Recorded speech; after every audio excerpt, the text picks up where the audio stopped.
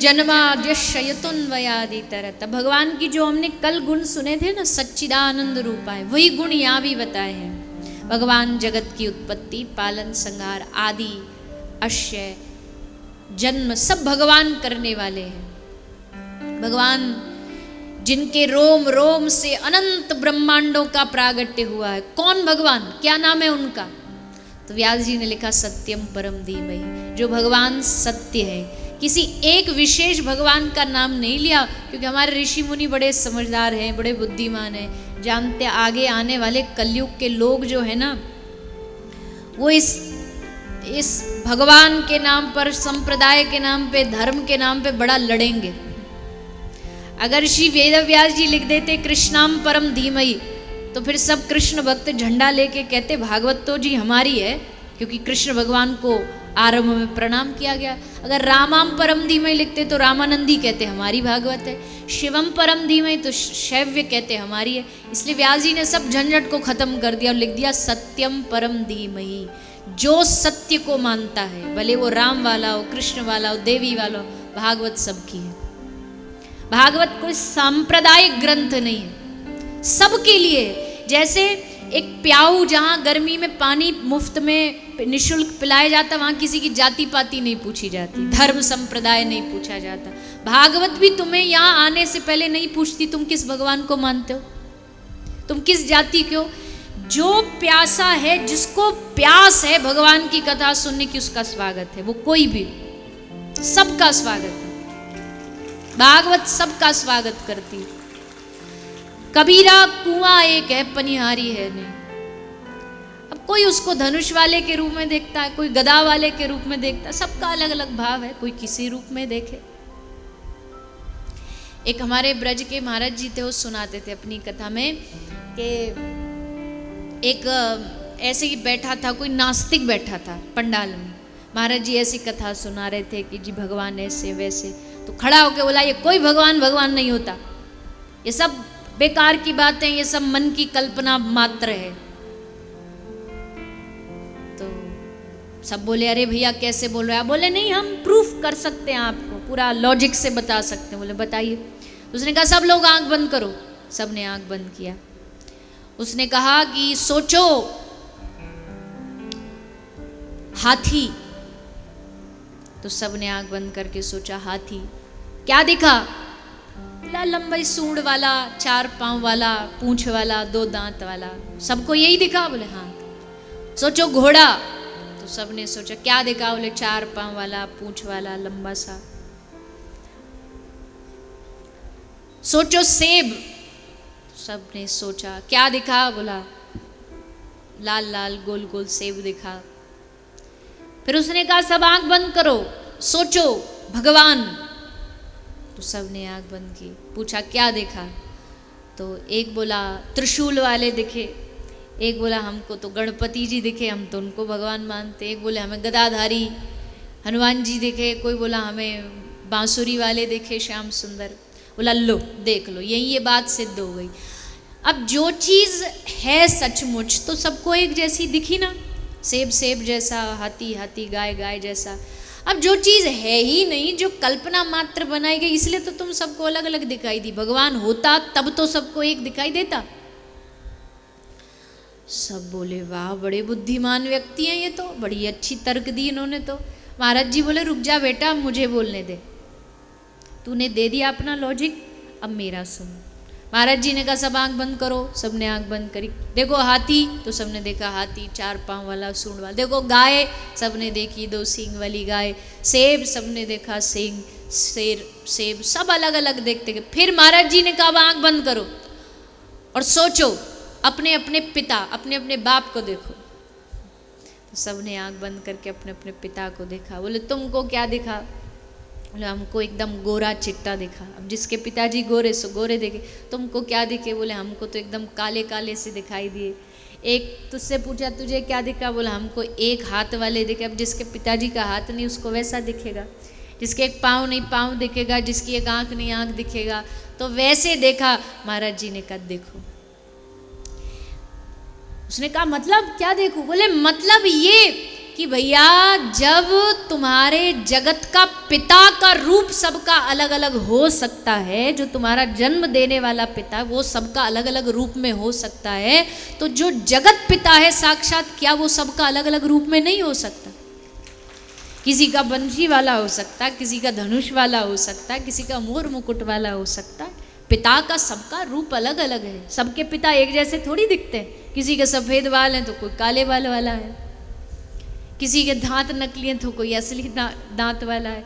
सबका रूप अलग अलग है, तो जगत पिता का भी सबका रूप अलग अलग हो सकता है, पर है तो जगत पिता ही, है तो सबका स्वामी है। इसलिए लड़ाई झगड़ा बंद करो कि तेरा भगवान बड़ा, मेरा भगवान बड़ा, तेरी संप्रदाय छोटी, मेरे गुरुजी बड़े, तेरे वाले छोटे। ये सब झगड़ा नहीं होना चाहिए। सबके गुरु महान हैं, सबके इष्ट महान हैं, सबके परमात्मा महान हैं।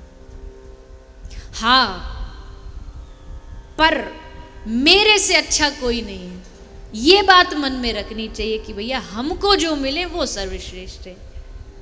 अब हम राम जी को भी दंडौत कर लेंगे, हम गणपति जी को भी कर लेंगे, पर दिल जब देने की बारी आएगी तो दिल तो हम बंशी वाले को ही देंगे।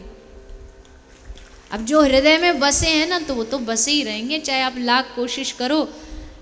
मैं हमेशा कथाओं में कहती हूँ, सम्मान सबका हो सकता है, पर दिल एक को ही दिया जाता है, प्यार एक से ही किया जाता है।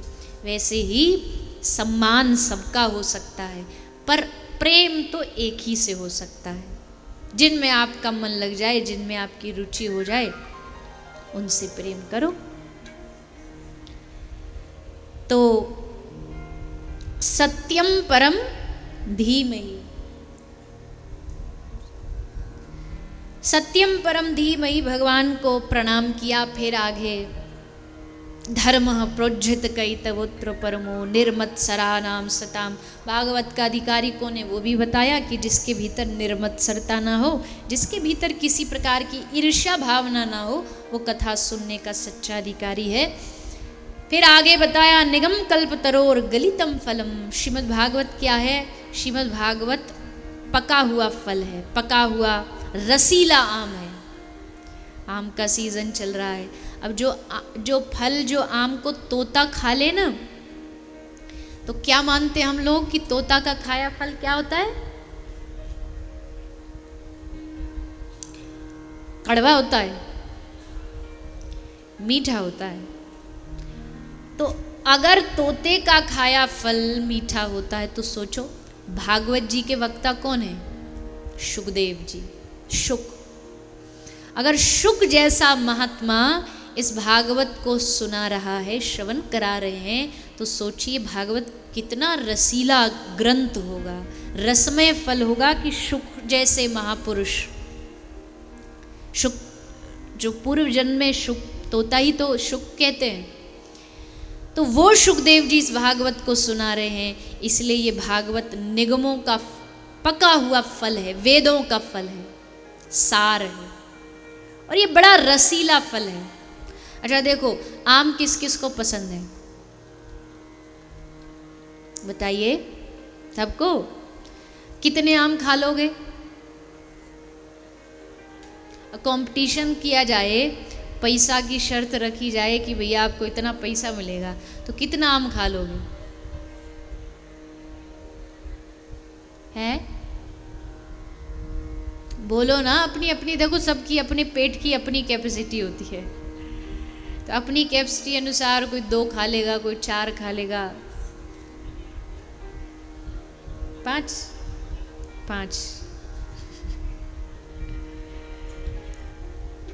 पर देखो कोई कितना भी बड़ा खाने वाला हो, एक समय जा कर के तो ब्रेक लगता ही है ना।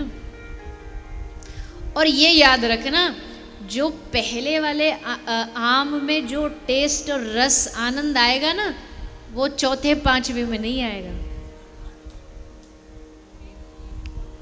पहले वाले में जो रस आएगा, दूसरे में कम आएगा, तीसरे में और कम, चौथे में और कम, 5वें में और कम, 6वें में और कम, और फिर तो महाराज।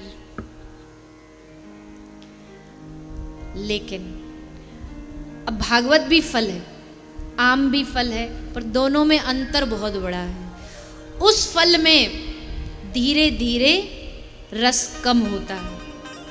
आप सब पढ़े होंगे अपने समय में, तो एक मार्जिन यूटिलिटी होती है। मार्जिन यूटिलिटी में पढ़ाया जाता है कि हर चीज़ में धीरे धीरे हमारा जो रस है वो कम होता जाता है।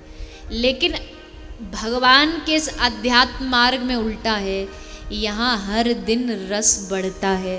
एक बार कथा सुनी तो जरा हल्की हल्की समझ आई, दूसरी बार सुनी और आनंद आ गया, तीसरी बार और रस आया, और फिर तो महाराज ऐसा नशा चढ़ा, ऐसा रस चढ़ा कि अब दुनिया में सबके बगैर जी सकते हैं, पर भगवान की कथा के बगैर नहीं जी सकते।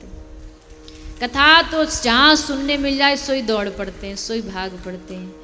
ये कथा का रस है, ये रस नित्य बढ़ता है, ये रस नित्य भगवान की ओर लेकर के जाता है।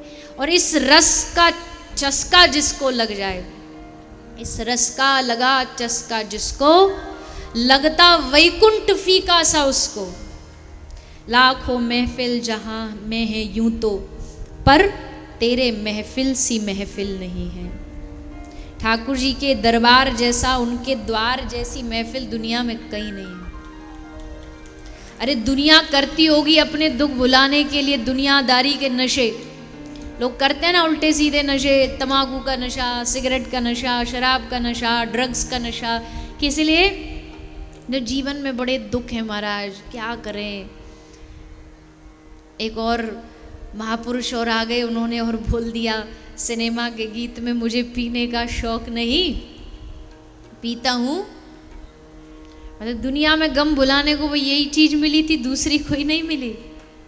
उसमें भी क्या गम भुलाया, कितनी देर भुलाया, रात को पी, सुबह को फिर उतर गई, फिर आ गया गम वापस, फिर दुख याद आ गए, फिर पियोगे।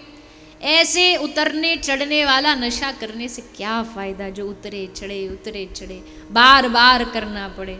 हमारे रसिक जन कहते, जाम पर जाम पीने से क्या फायदा, रात को पी सुबह को उतर जाएगी, पर अपने मोहन से ऐसी तू नजरें मिला, सारी उम्र नशे में गुजर जाएगी। अगर चाहते हो ना सारी उम्र आनंद में, नशा मतलब आनंद में डूबते हुए बीते, तो मोहन से ठाकुर जी की नज़रों से नज़रें मिला लो, दृष्टि से दृष्टि मिला लो। और जब दृष्टि से दृष्टि मिल गई ना उनसे,